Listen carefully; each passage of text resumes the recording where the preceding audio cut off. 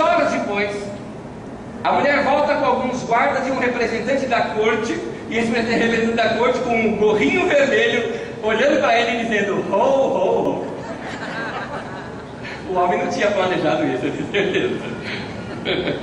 Nem sempre as coisas saem como a gente planeja. Você já planejou uma coisa certinha e deu errado? Você já fez isso? Desculpa a pergunta aqui, vamos lá. Você que é casado, normalmente no casamento é assim, você casa com o oposto. Então um é organizado, o outro não é que é desorganizado, né? Um é linear, o outro é randômico, né? Não é assim? Não é assim? Tem um que é linear, né? O outro é assim, shuffle, randômico. Em casa é assim, a Magda ela é linear, eu sou criativo. Tá? Essa é a diferença entre a gente. Então, quando vai organizar, claramente aquele que organiza toma a frente, né? Mas bem, nossas viagens sempre foram muito bem planejadas. Magda sabe organizar muito bem, com antecedência, tudo. Um dia eu quis mostrar para ela que eu também sei. E resolvemos tirar umas férias. Uma vez eu falei para ela: querida, o que você acha de umas férias assim gostosas e numa praia gostosa? Deixa comigo, eu vou providenciar. Peguei uma praia do sul, bonita, lá de Camboriú, por exemplo. Linda, maravilhosa, planejei tudo certinho, ida, hotel e tal, tá tudo organizado e fomos. Eu só tinha esquecido de ver uma coisa: era inverno. Detalhe que eu esqueci. Eu planejei com tanta antecedência que eu esqueci do inverno. Eu me lembro até hoje, a gente passeando de toquinha, procurando um lugar para tomar sopa quente. Horrível, horrível. Mas já estava lá e ia embora, não tinha jeito. Horrível, horrível. Você já planejou alguma coisa que deu errado? Acontece. Eu me lembro uma vez, nós juntamos a nossa turma aqui, de alguns pastores até da comunidade. Vamos tirar umas férias juntos? Nada a rir. Vamos sair juntos? Vamos! Olhamos assim aquela região maravilhosa, lá do litoral norte do Rio de Janeiro, e pela internet fomos ver uma casa. Não aluguem casa pela internet, gente. Naquele tempo a gente não sabia. Então tinha assim, imagina uma casa com fotos bonitas, e assim, uma mansão do Plácido. Uau! Fomos lá, gente, quando nós chegamos na casa, tinha uma piscina assim linda, verdinha, verde musgo, assim, maravilhosa, você imagina, né? A casa era assim, um barato, era vários baratos, horrível, férias frustradas. Você já teve alguma? Você planeja e dá errado? Pois bem, isso acontece com a vida da gente. São situações que você tem que depois sair consertando. Nem sempre as coisas saem exatamente como nós planejamos. Eu não estou dizendo também que tudo isso acontece porque Deus quis. Não é verdade. Deus não intencionou muita coisa ruim que acontece no mundo. Sequestro, abuso, doenças.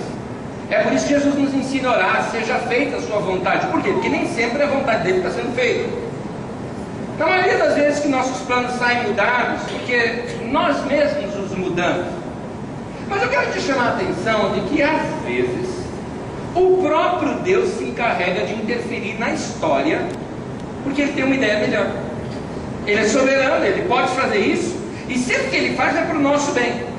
E agora eu quero te mostrar aqui 3 razões pelas quais Deus muda os nossos planos. Quando Deus vem e decide mudar, intervir e falar: dá licença, eu vou entrar na história e vou mudar tudo, tem 3 razões. Primeiro deles, porque Deus está querendo chamar a sua atenção. Muitas vezes Deus está notando que a gente está distraído com alguma coisa e não está escutando a Ele. Então Ele mesmo vem, toma a frente e intervém.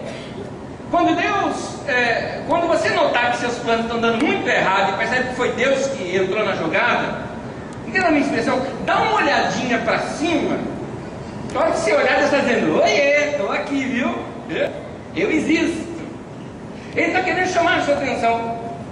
No caso ali de José e Maria, O plano melhor de Deus era tão fantástico, tão incrível, que Deus precisou usar de meios sobrenaturais. Como por exemplo, Ele fez aparecer um anjo de primeira linha, né, Gabriel, para que eles acreditassem naquilo.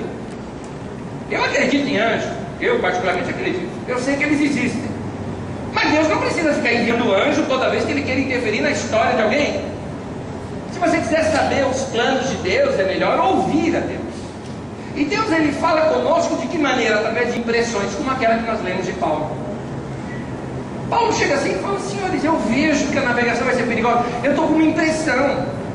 Você já percebeu que todas as vezes que você deu com os burros na água, deu alguma coisa errada, você depois fala assim: poxa, no fundo eu sabia que não era para fazer aquilo. O que era aquele no fundo eu sabia? O que era aquilo?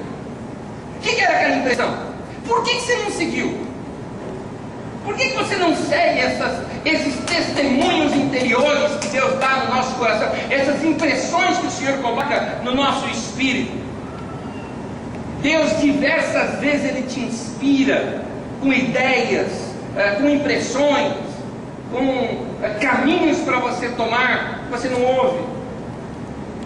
As pessoas que têm experiência, por exemplo, de falar em outras línguas, aquele dom sobrenatural dado pelo Espírito Santo, a linguagem de oração, o que é aquilo? Atos 2,4 fala que eles passaram a falar em outras línguas conforme o Espírito lhes concedia o que falar. Uma outra versão inglesa diz: conforme o Espírito lhes inspirava. É isso, é uma impressão no interior, e você abre a boca e fala. É você que fala, Deus não domina a tua boca, é você quem fala, mas é uma impressão interior. Então, se você, por exemplo, fala bastante em línguas, você vai se tornando familiarizado com esta forma